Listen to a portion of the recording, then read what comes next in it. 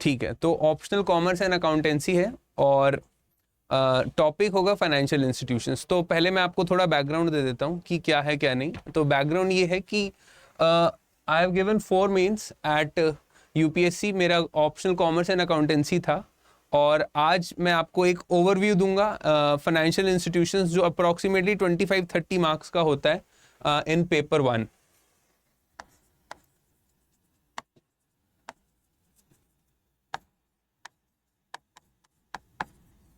सब टॉपिक्स रहेगा financial institutions. ठीक है, तो अब हम जब समझते हैं ना यूपीएससी के बारे में, तो फाइनेंशियल इंस्टीट्यूशंस जब कभी भी यूपीएससी बात करता है तो इस पे न्यूमेरिकल ना पूछ के इस पे थ्योरी पूछता है। तो दो चीज होती हैं,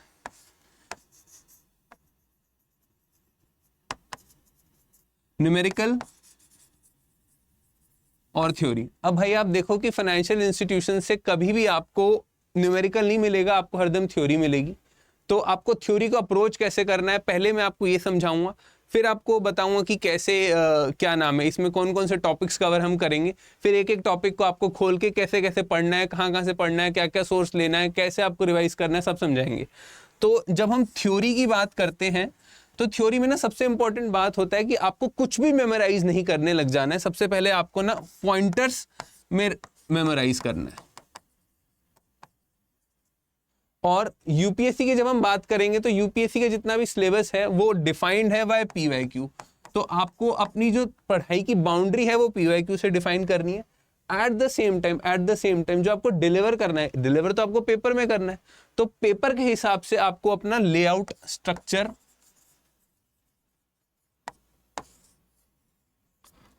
प्री प्लान करना है। अब ये चीज हम करके देखेंगे किसी एक टॉपिक उठा के एफआई का, एंड देन फिर आपको एफआई पूरा सब्जेक्ट पढ़ना कैसे वो मैं आपको बताऊंगा।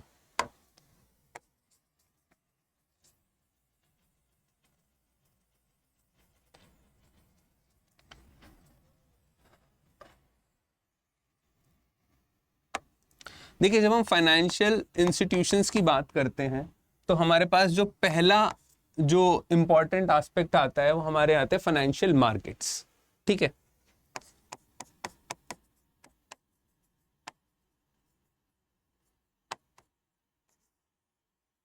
Financial markets. अब जब फाइनेंशियल मार्केट्स की बात करते हैं तो हम एक जेन्युइन अगर लेमैन की तरह से सोचे, बहुत सारे फाइनेंशियल मार्केट्स होते हैं। दो तरह के फाइनेंशियल मार्केट्स होते हैं, मनी मार्केट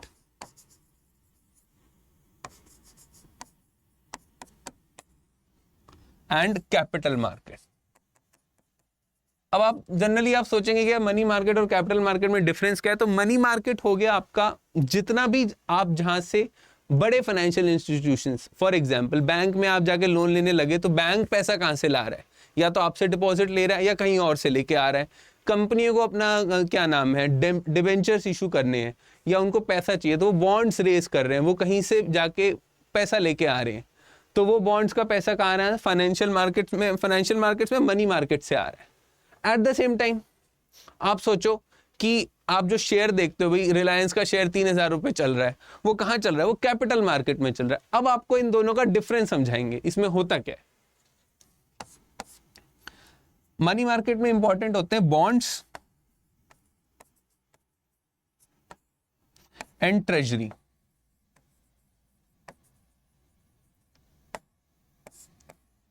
कैपिटल मार्केट्स में बाद में जाएंगे, पहले इंपॉर्टेंट होता है बॉन्ड्स और फिर होता है ट्रेजरी। अब बॉन्ड्स का क्या मतलब होता है, बॉन्ड का मतलब होता है कि भाई आज किसी कंपनी ने पहले पैसा उठा लिया है, अब वो जिससे पैसा लिया है उसको एक इक्वलाइज्ड इंटरवल पे पैसे वापस देते रहेगी। फॉर एग्जाम्पल, अगर आज किसी कंपनी ने 1,00,000 रुपए उठाया है मार्केट से, ठीक है, अब उस 1,00,000 को वो बोलती है मैं 8% के रेट पर वापस करूंगी। जो 1,00,000 का आपका उसने बॉन्ड उठाया वो 8% के रेट पर अगर आपको वापस करती है तो हर साल वो आपको 8,000 रुपए वापस करेगी। अब ये जब तक बॉन्ड का टेन्योर है ऐसे तब तक वापस करती रहेगी। तो ये मैंने आपको समझाया बॉन्ड्स का बेसिक।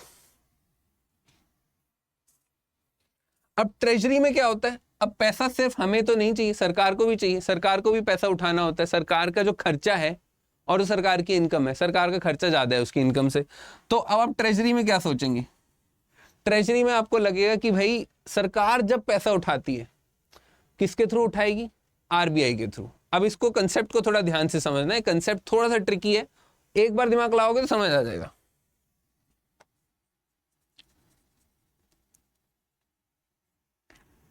देखो ट्रेजरी में क्या होता है, सरकार ने अभी आरबीआई से बोला मुझे 1 लाख करोड़ के बॉन्ड इशू करने हैं। तो RBI will act as a banker to the government and issue bonds worth 1 lakh crore rupees for whom? For banks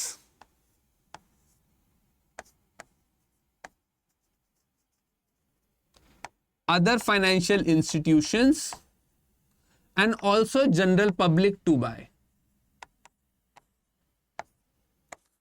अब ये 1 लाख करोड़ रुपए का आएगा कहां से पैसा, बैंक्स खरीदेंगे बॉन्ड्स, बैंक्स खरीदेंगे ट्रेजरी गवर्नमेंट की, FIS for example NABARD etcetera, ये सब खरीदेंगे गवर्नमेंट की ट्रेजरी। पब्लिक अब अकॉर्डिंग टू न्यू क्या नाम है गवर्नमेंट नोटिफिकेशन में पब्लिक खरीद सकता है गवर्नमेंट आपकी इसकी ट्रेजरी, आरबीआई की ट्रेजरी जो गवर्नमेंट इशू करती है। तो ये हो गया बॉन्ड्स और ये हो गया ट्रेजरी। अब आते हैं कैपिटल मार्केट में।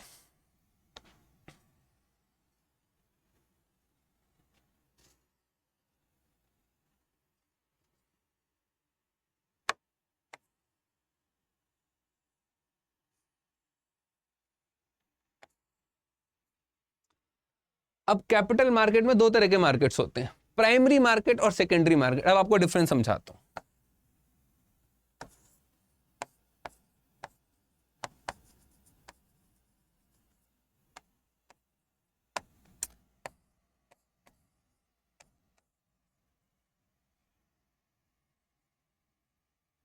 ये लिख लिया हो तो नोट कर लेना। तो प्राइमरी मार्केट में क्या होता है, सपोज करो अभी रिसेंटली ओला का आईपीओ आया। अब पूरा एक वैल्यू चेन समझो, आप लोग वैल्यू चेन समझो। एक कंपनी है वो लिस्ट होना चाहती है, तो वो क्या करेगी, वो एनएससी या बीएससी या और किसी एक्सचेंज के पास जाएगी, किसके थ्रू, सेबी के थ्रू। सेबी के थ्रू एनएससी के पास जाएगी। सेबी पहले इसको अप्रूवल देगा कि हाँ भाई आप आके एनएससी या बीएससी पे लिस्ट हो सकते हो, आप लोग अपना काम आगे चला सकते हो, लोगों से पैसा उठा सकते हो, ठीक है। अब एनएससी पे जाके या बीएससी पे जाके ये लोग अपना रेड हेरिंग प्रोस्पेक्टस रिलीज करते हैं।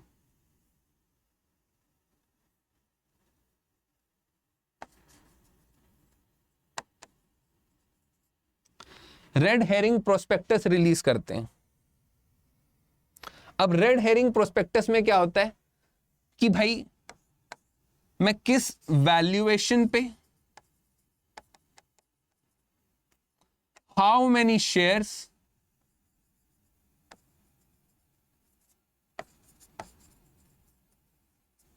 And for what purpose,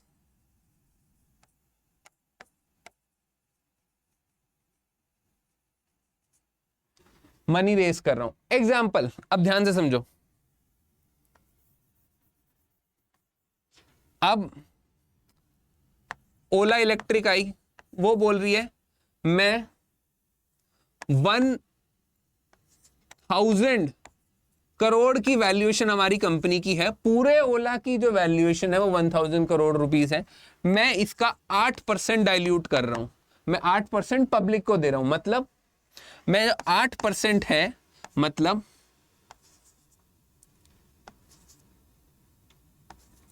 80 crore रुपए। एग्जाम्पल दे रहा हूं, इसका एक्चुअल डेटा डिफर हो सकता है। 80 करोड़ रुपए मैं पब्लिक के लिए रिलीज कर रहा हूं, मतलब 80 करोड़ रुपए के शेयर्स जो हैं वो पब्लिक खरीद सकती है। अब ध्यान से समझो इस चीज को।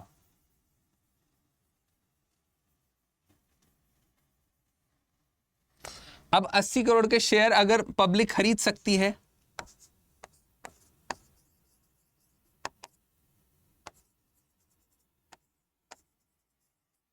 पब्लिक कैन बाय, तो ये पैसा जाएगा कहां? पब्लिक पैसा देगी, ये उस पर्पस के लिए जाएगा जहां पे ओला ने स्टार्टिंग में अपने रेड हेरिंग प्रोस्पेक्टस में बताया था। अब वो पर्पस क्या हो सकते हैं कि सर मैं या तो न्यू प्लांट सेटअप करूंगा, या तो मैं ओल्ड लोन पे करूंगा, या फिर जो ऑलरेडी होल्डर्स थे वो एग्जिट ले लेंगे। फॉर एग्जांपल ये 8% पहले किसी और का था, अब वो पब्लिक को बेच के आगे अपने चल रहे हैं।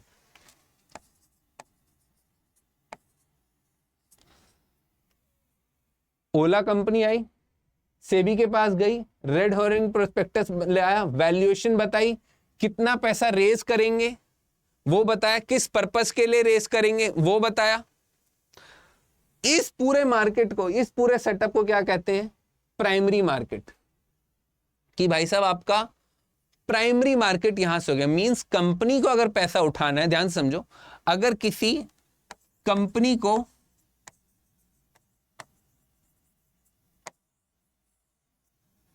पैसा उठाना है, मींस मनी लेनी है, तो company has to go to the primary market which is regulated in India by SEBI. Then they will get the money. They have to tell for what purpose the money is being raised, who is diluting how much equity, so that ये सब क्यों कर रहे हैं? ताकि investors का confidence और investors के जो पर्पस है, जो इन्वेस्टर का पैसा है, वो सब सेफ रहे।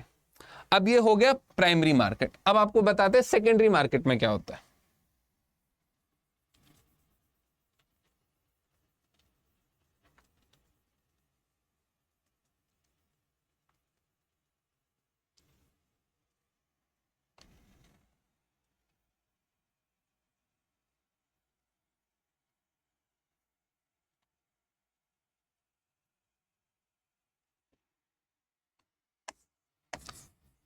अब आपके शेयर्स हैं वो लिस्ट हो गए हैं कहां पर? NSE के ऊपर या फिर BSE के ऊपर।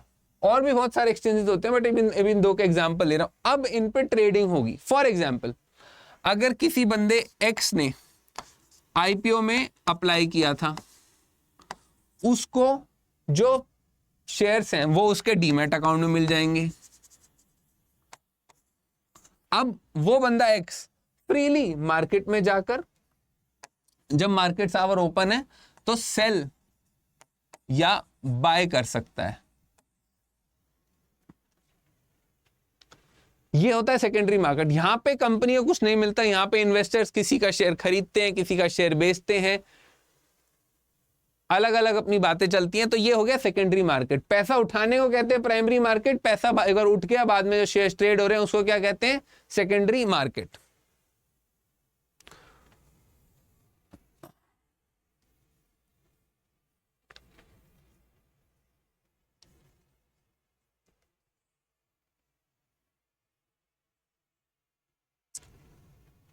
ठीक है।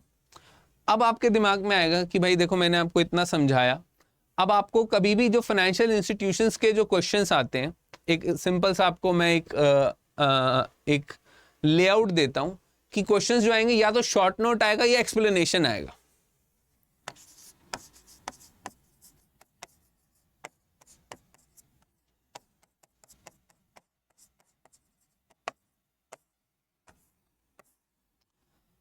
अब जनरली बच्चे पता क्या कंफ्यूज हो जाते हैं कि शॉर्ट नोट का मतलब क्या है। जब मैंने आपसे पूछ लिया भाई write a short note on this XYZ topic, तो what is the meaning of that short note? तो शॉर्ट नोट का मतलब क्या होता है? पहले आप शॉर्ट नोट का मतलब समझे, तो उससे आप अक्रॉस पेपर 1 पेपर 2 कहीं भी ऑप्शन में शॉर्ट नोट आएगा तो आपको समझ आ पाएगा। एक आपको ब्रीफ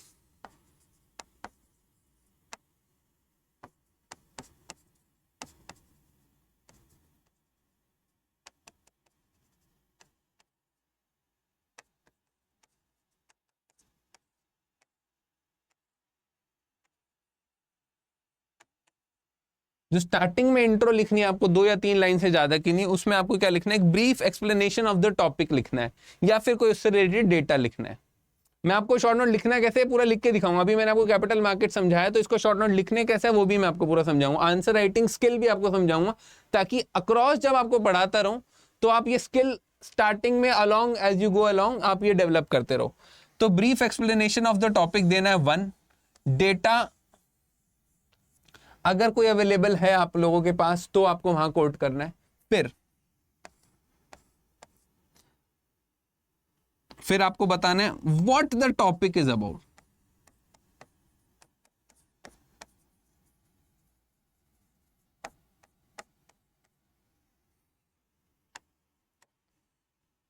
फिर आपको बताना है इसके कंपोनेंट्स।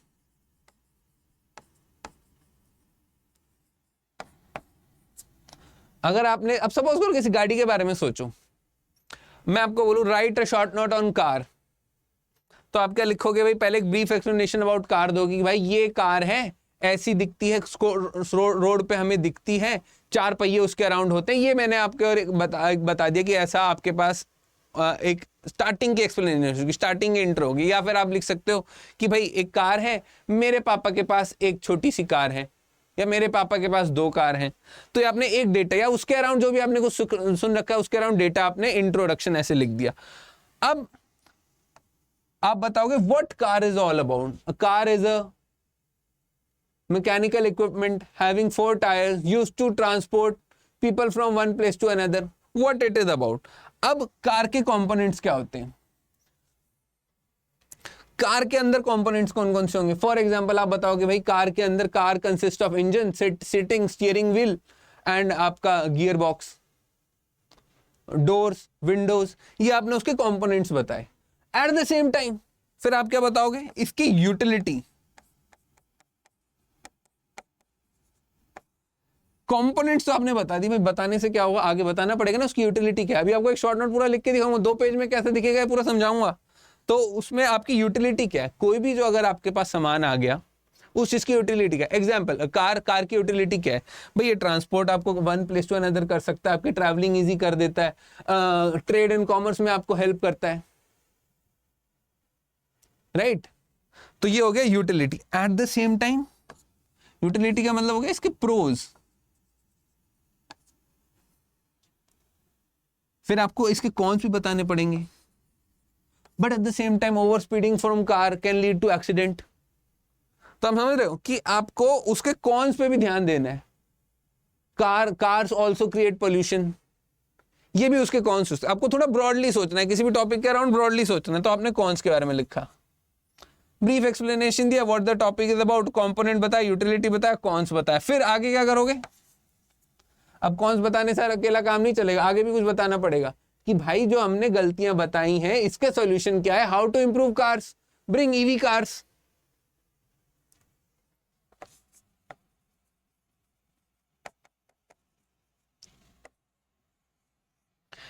अब इस चीज को करके दिखाता हूं। आपने लिखा brief explanation what is about, components, utility, cons, solution. अब इसको करके दिखाते हैं। किसके लिए करेंगे, अभी जो टॉपिक पढ़ा है capital markets.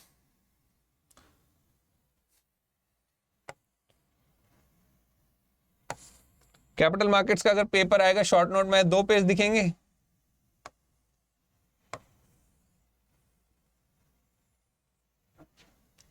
Sorry, capital markets का फाइनेंशियल मार्केट्स के अंदर capital markets, money market. Suppose करो कैपिटल मार्केट्स पे शॉर्ट नोट आ गया, अब वो लिखना कैसे है वो सिखा रहा हूं। Brief explanation about the topic. Capital markets has 2 components. Simple सी बात है, कौन कौन से हैं, primary market and secondary markets. This provides avenues for firms to raise money and for investors to invest their money and grow it. ये हो गया फर्स्ट। इतने से टॉपिक में आपने ब्रीफ एक्सप्लेनेशन लिखा, व्हाट इज इट अबाउट। फिर आपने एक डायग्राम बना दिया, ये कैपिटल मार्केट्स हो गया, यहां पे इसके 2 कंपोनेंट्स दिखा दिए, व्हाट इज इट अबाउट। और साथ में जब लिखा तो उसके अंदर एक बक्से में एक हल्का हल्का 2-2 लाइन का एक्सप्लेनेशन लिख दिया। अब कंपोनेंट्स हैं, अब कंपोनेंट्स बता तो आपने ऊपर दिया, अब एक्सप्लेन करना है। प्राइमरी मार्केट में वही वाला company raise, what are the reasons for raising money, who is to raise money, what is the purpose of raising money, who can apply for raising money, who actually provides the approval for raising money, SEBI के बारे में, NSC के बारे में, BSc के बारे में सब में लिखना है, कंपोनेंट्स के लिखना है यहाँ पे भी, और सेकेंडरी मार्केट्स, प्राइमरी के भी और सेकेंडरी के भी, यहाँ पे उसके कंपोनेंट्स लिखोगे, को एक्सप्लेन करोगे। ये हो गया 1, ये हो गया 2। अब एग्जाम में डब्बे बनाने नहीं है, आपको मैं बता रहा हूं कि शॉर्ट नोट लिखते कैसे, यूं नहीं सीधा सीधा लंबा लंबा पैराग्राफ लिखने लगे, एग्जामिनर को कुछ समझ नहीं आएगा। सिंपल 1 कैपिटल मार्केट्स, 2 कंपोनेंट्स को एक्सप्लेन किया। अब नेक्स्ट पेज पे आएंगे यूटिलिटी।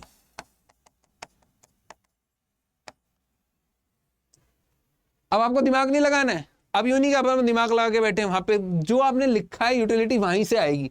आपने क्या लिखा है, primary market, secondary market. Primary market की सोचो क्या होती है, it helps in companies raising money, right, it provides avenues for wealth creation, it provides avenues for capital allocation, it provides avenues for growth in the country, for creation of more jobs। Capital expenditure के लिए पैसा कहां से आएगा, इन्हीं market से आएगा। हर बार सरकार नहीं दे सकती, सरकार के पास इतना पैसा नहीं है, कहां से आएगा, लोगों से, इंस्टीट्यूशन से, बैंक से पैसा लेके कलेक्ट करके लगाने से आएगा। इसी से क्या आएगा, सरकार और नेशन की ग्रोथ आएगी। Secondary market, it provides avenues for wealth creation, for people to invest money. Secondary cons, अब कॉन्स भी है, इतने में आपने 1 2 3 4 यूटिलिटी लिखी, यहां पे उसके कॉन्स लिख दिए। पेटीएम जैसी company, sometimes proper evaluation is not done before raising money, it leads to loss of money for investors. Example ऐसे ब्रैकेट में ये लिखा और ब्रैकेट में लिखा पेटीएम।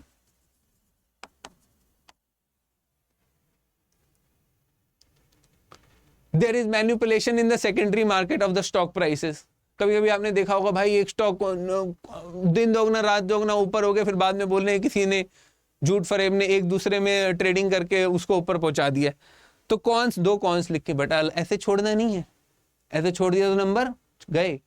फिर आपको क्या करना है, फाइनली सोल्यूशन लिखना है। जो कॉन्स लिखे, भाई सेबी शुड बी एम्पावर्ड, ये सब आपको मेरे नोट्स में मिलेगा। सेबी शुड बी एम्पावर्ड, यहां पे आप लिखेंगे SEBI should be empowered, investor protection fund should be established. फिर लास्ट में एक किसी लाइन के साथ, मींस एक जो आपकी क्या नाम है, यूटिलिटी जो आप सोचना चाह रहे हो, लिख रहे हो, वो फाइनल कंक्लूजन में लिख के वहां पे कंक्लूड करेंगे। समझ आया? Explanation, what is it, components, utility, cons, solution. तो ये मैंने आपको समझाया फाइनेंशियल इंस्टीट्यूशंस, फाइनेंशियल मार्केट्स में क्या क्या होता है, money market, capital market. Money market में बॉन्ड्स, ट्रेजरी अलग, कैपिटल मार्केट में प्राइमरी मार्केट, सेकेंडरी मार्केट अलग। अब हम आगे चलेंगे।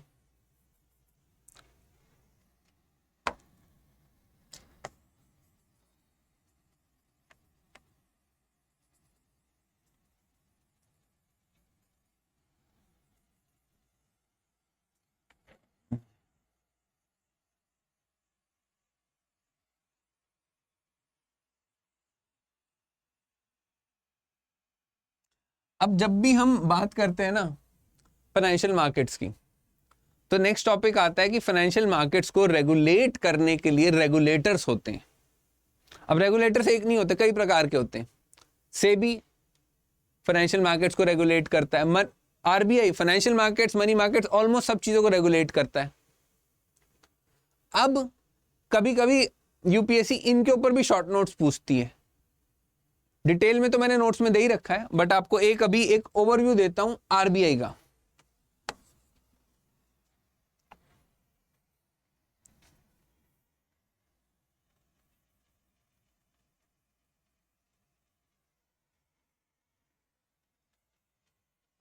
अब ये चीज ध्यान से नोट करना, पूरी आपको वैल्यू चेन समझाऊंगा। देखो, कभी मेरा ध्यान दो, अगर आपको किसी भी चीज की वैल्यू चेन समझ आएगी, कहां से चीज आई, कैसे कैसे गई, करके क्या बना दिया उसने, तो आपको चीज समझ आ गई। आरबीआई जनरली क्या इसको बोलते हैं, किस किस चीजों को रेगुलेट करता है, इसको कहते हैं बैंकर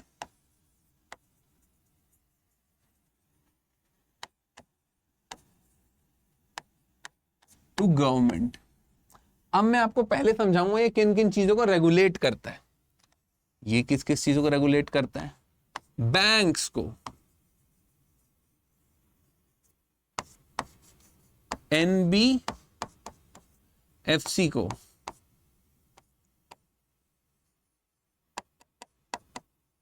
कैपिटल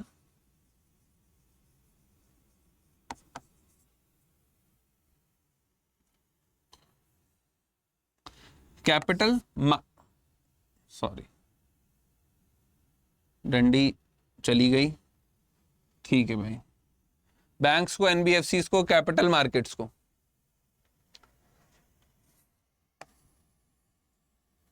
और फिर बैंकर टू द गवर्नमेंट है, मतलब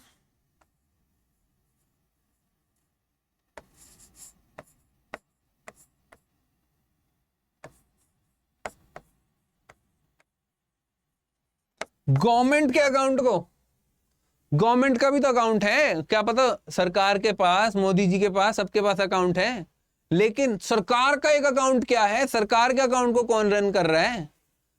सरकार के पास पैसा किसका आया, किसको देना है, किसने क्या हो, ये कौन सा अकाउंट है? ये इसको रन करने वाला कौन है? आरबीआई। अब इसके अंदर जाएंगे, ध्यान से सुनना। आरबीआई क्या करेगा रेगुलेशन में? समझने की बात है, देखो अगर हम ऐसे रैंडमाइज चीजों को समझेंगे, पढ़ेंगे तो हमें समझ आएगा नहीं। हमें क्या पढ़ना है? एक लय में, एक पूरे फ्लो में चीज को पढ़ना है, समझ रहे हो? अब बैंक्स है, बैंक्स की जब हम बात करेंगे तो बैंक्स को अप्रूवल देना, ठीक है। बैंक्स को किसको क्रेडिट देना है?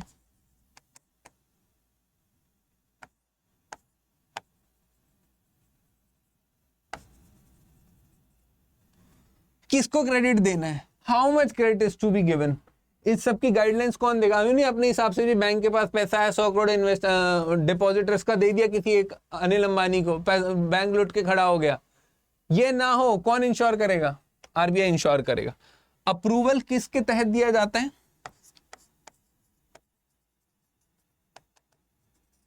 बैंकिंग एक्ट के तहत।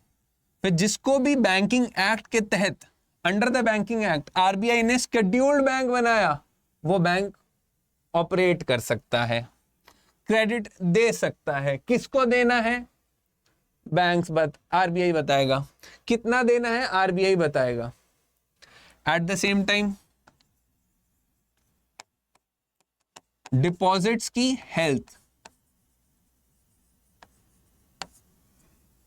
को मेंटेन करना, बैंक्स सही रहे, चलते रहे, बार बार क्रेडिट देते रहे, क्रेडिट मिलेगा तो इकोनॉमी चलेगी। तो ये इंश्योर कौन करेगा? आरबीआई। कैसे इंश्योर करेगा? ध्यान से सुनना। SLR, statutory liquidity ratio,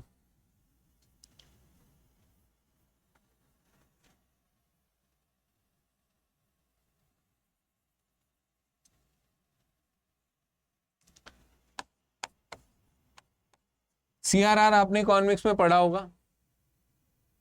cash reserve ratio. For example 100 crore रुपया आ गया तो 4% एज कैश आरबीआई के पास जमा कराना है। कल को बैंक बंद होने के कगार पर है तो आरबीआई बोलेगा भाई हमसे पैसा ले लो। SLR, CRR. फिर प्रायोरिटी सेक्टर लेंडिंग,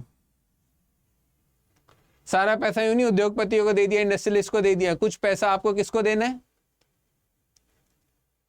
छोटे फार्मर्स को, मार्जिनल इंडस्ट्रीज को, इनको भी पैसा देके देना है। एसएलआर, सीआरआर और पीएफएल। और भी कई सारी चीजें होती हैं, नोट्स में सारी लिखी हैं। मैंने आपको एक ओवरव्यू दे दिया कि कैसे बैंक्स को रेगुलेट पूरा किया जाएगा। अभी फॉर यूपीएससी पर्पस इस चीज के लिए इतना ही लिमिटेड है, बिकॉज ये ही यूपीएससी का स्कोप रहता है। इसको हम डीप में जाके पूरा इसके ऊपर 3.5-4 घंटे का लेक्चर भी कर सकते हैं, बट वो हमारे स्कोप से बाहर है। अभी फॉर यूपीएससी पर्पस ये हमारा स्कोप है, और जो 1-2 पॉइंट हम नोट्स में लिखे हैं वो हमारा स्कोप है। अब नेक्स्ट वो किसको करता है? एनबीएफसी को।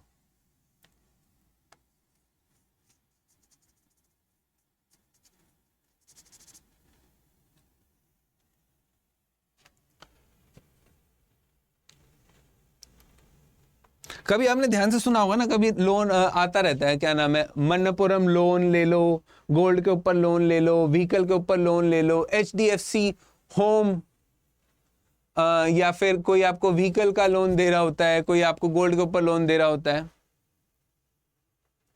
तो ये बैंक्स नहीं होते, ये NBFCs होते हैं। अब ये लोग क्या करते हैं, ध्यान से समझना। बैंक्स के पास जाओगे तो भाई बहुत सारे डॉक्यूमेंट्स मांगते हैं, लोन देने में बहुत आनाकानी होते हैं। तो NBFCs क्या करते हैं, आपको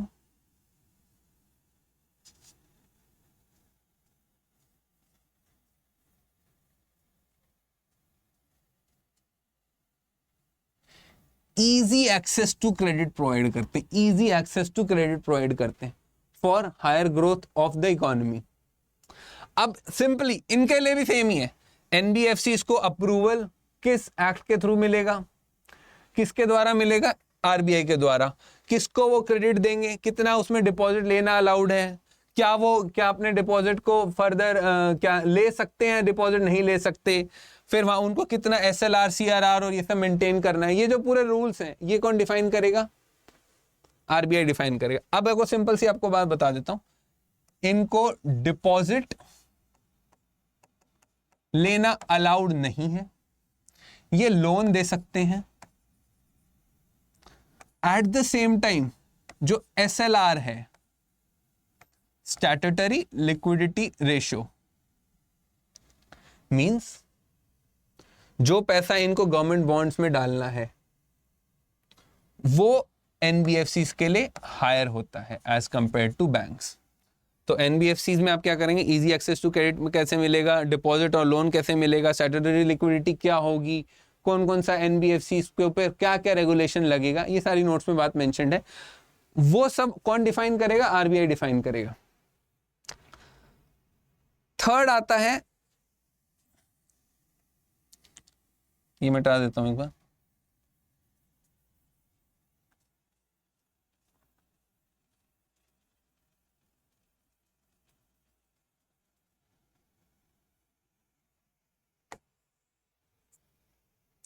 थर्ड आता है capital markets, means money market. याद करो, अभी समझाया था मनी मार्केट, बिना कॉपी पे देखे याद करो। मनी मार्केट के अंदर दो चीज क्या हुई, बॉन्ड्स, ट्रेजरी बिल्स। कौन इशू कर सकता है, किसका पैसा लेना है, ट्रेजरी बिल्स तो RBI ही इशू करता है, ठीक है। कैपिटल मार्केट्स, कैपिटल मार्केट्स में दो चीज कौन सी है, प्राइमरी और सेकेंडरी। सेबी के साथ मिलके RBI भी कुछ गाइडलाइंस देता है कि ये पैसा कहां से आ सकता है, कि कौन कौन इसमें क्या NRIs इन्वेस्ट कर सकते हैं, नहीं कर सकते। इन सब चीजों को रेगुलेट किया जाता है किसके द्वारा, RBI के द्वारा।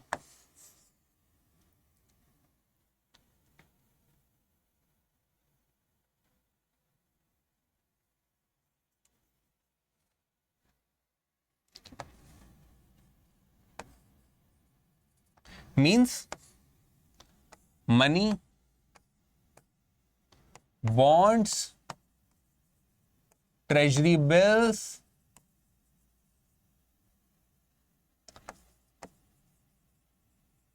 sources of money in IPO, sources of funds in shares, bonds, treasury bills, sources of money in IPO, sources of funds in shares. इन सब के अराउंड रेगुलेशंस कौन निकालेगा, RBI। बैंक्स समझ गए आप, बैंक्स का ही ऑलमोस्ट मिलता जुलता है NBFC, वो भी समझ गए। फिर कैपिटल मार्केट्स को कैसे करना है, ये वाली बात आप समझ गए। कैपिटल मार्केट्स में दो चीज आती हैं,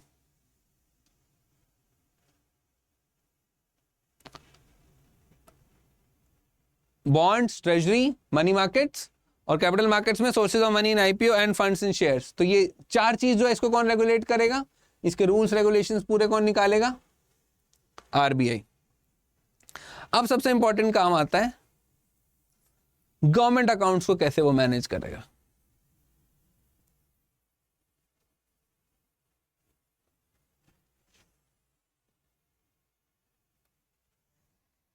means banks, NBFC, capital markets, government account. Government accounts में क्या होगा आपका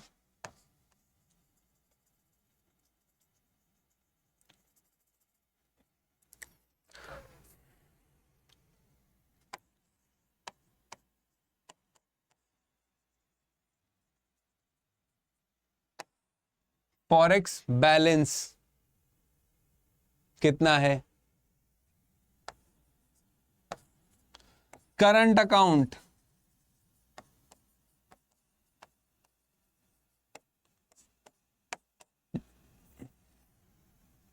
डेफिसिट है,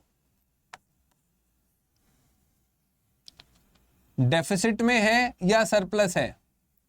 अगर नहीं हो रहा तो मिनिस्ट्री के साथ कम्युनिकेट करना, डेफिसिट है तो कम ज्यादा डेफिसिट ना हो, सरप्लस है तो उसको मेंटेन करना।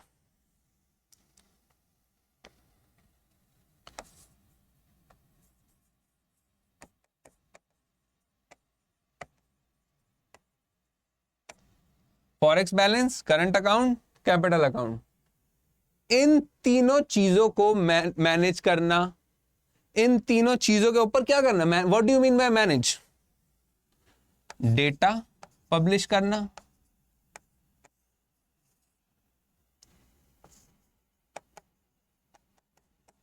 लिमिट्स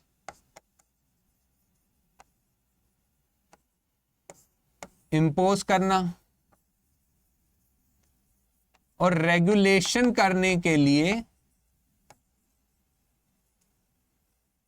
रूल्स निकालना। ये सारा किसका काम हो गया, आरबीआई का काम हो गया। मींस अब ध्यान से समझो, अगर करंट अकाउंट डेफिसिट जा रहा है, करंट अकाउंट में क्या आता है, जितना हमारा बाहर से सामान आ रहा है, अगर वो बहुत ज्यादा हम सामान बाहर से खरीद रहे हैं और कम बाहर बेच रहे हैं, मतलब हमारे देश का पैसा बाहर जा रहा है, डॉलर बाहर जा रहा है, रूपी की डेप्रीसिएशन हो रही है, रूपी कमजोर हो रहा है, ये चीज ना हो, इसके लिए आरबीआई अपने फॉरेक्स से मिनिस्ट्री के साथ कम्युनिकेट करके इंश्योर करेगा करंट अकाउंट डेफिसिट ज्यादा ना हो, फॉरेक्स बैलेंस से मैनेज करेगा रूपी को। कैपिटल अकाउंट मींस अगर एक बार में जितनी कंपनियों ने आके इंडिया के शेयर्स में पैसा लगा रहा है, सारा पैसा लेके बाहर चले गए, सारा डॉलर बाहर चला गया, तो इंडिया में खलबली मच जाएगी। कैपिटल अकाउंट सरप्लस रहे, डेफिसिट में ना चला जाए। मींस अगर देश में डॉलर कम आया तो हम अपना एक्सपोर्ट, अपना जो इंपोर्ट करते हैं, हम जो ऑयल लाते हैं, उसका पैसा कहां से भरेंगे, वो सब चला जाएगा हमारे हाथ से। तो डॉलर वर्सेस रूपी, डॉलर वर्सेस रूपी में रूपी की वैल्यू बनी रहे, धमधम धड़ाम से एक डॉलर 200 रुपए के हिसाब से ना हो जाए, वो इंश्योर कौन करेगा, through systematic measures. Through what measure, through data, limits, impositions, regulations which are made by rules will be insured by whom, RBI. और आओ,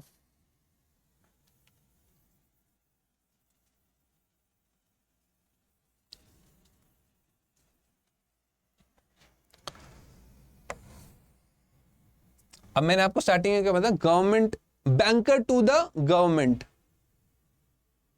बैंकर टू द गवर्नमेंट। अब बैंकर टू द गवर्नमेंट होगा तो government को पैसा चाहिए, तो treasury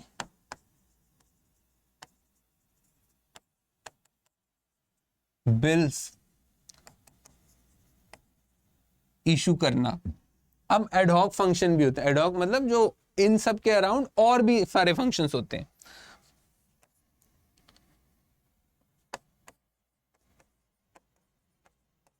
means reports release करना, सरकार को ही एडवाइस देना, ये सारा किसका काम हो जाता है, आरबीआई का काम। Banker to the bank, banks को रेगुलेट करना, पूरा आपको मैंने वैल्यू सिस्टम समझाया, एनबीएफसी को पूरा वैल्यू सिस्टम समझाया।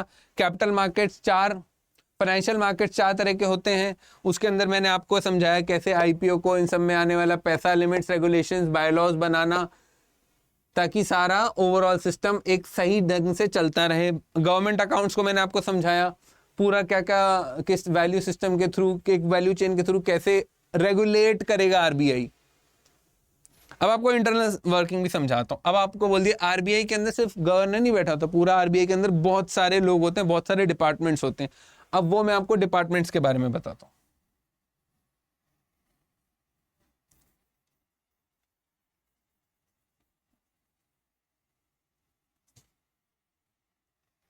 एक उनके अंदर डिपार्टमेंट होता है बैंक्स को रेगुलेट करने का, एक होता है ट्रेजरी बिल्स,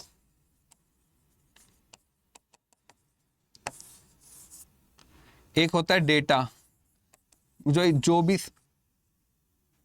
एक्सपोर्ट हो रहा है, इंपोर्ट हो रहा है, फॉरेक्स हमारा मेंटेन हो रहा है नहीं हो रहा है, क्या क्या अलग अलग एम्प्लॉयमेंट किस लेवल की चल रही है, बैंक्स, ट्रेजरी बिल्स, इन सब के अराउंड डेटा लाना, ये डेटा डिपार्टमेंट का काम होता है। और भी कई सारे जो नोट्स में मेंशन है सारे, और भी कई सारे डिपार्टमेंट्स होते हैं। अब इन सब की फंक्शनिंग इस तरीके से करी जाती है कि आरबीआई एज अ होल इस तरीके से फंक्शन करे ताकि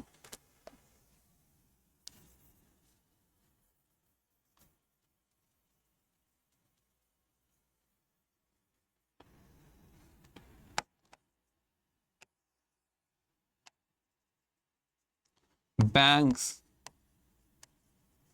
economy as a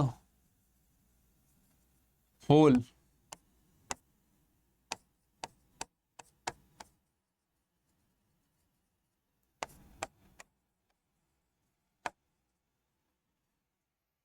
banks, economy as a whole, government funds और रुपी मैनेज होते रहे।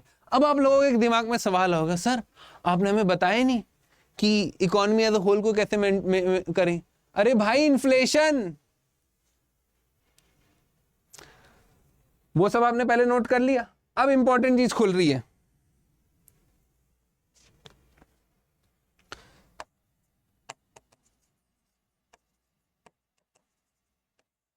इन्फ्लेशन को कंट्रोल, महंगाई ज्यादा ना हो जाए, बहुत ज्यादा हो गई तो महामारी, बहुत कम हो गई तो लोग इन्वेस्ट नहीं कर रहे हैं। हमें महंगाई बीच की चाहिए। इन्फ्लेशन को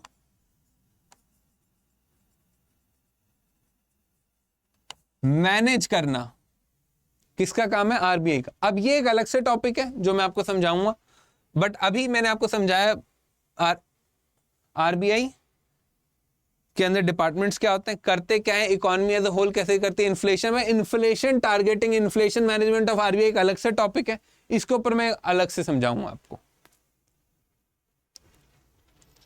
तो आज का अब देखो आपको समझ आ गया होगा, मैंने आपको capital markets, RBI, short notes लिखना कैसे है, फाइनेंशियल मार्केट्स के अंदर दो होते हैं, कैपिटल मार्केट्स, मनी मार्केट्स, तो मैंने आपको अक्रॉस एक पूरा एक लेवर दिया है। सिर्फ रटने से काम नहीं चलेगा, आपको देखना पड़ेगा कि भाई आप पूरे वैल्यू चेन को समझ रहे हो नहीं समझ रहे हो। तो इस तरीके से आप मेमोराइज कर सकते हो, स्ट्रक्चरली मेमोराइज कर सकते हो, 1 एग्जाम में रिप्रोड्यूस कर सकते हो, 2 मैक्सिमम मार्क्स स्कोर कर सकते हो।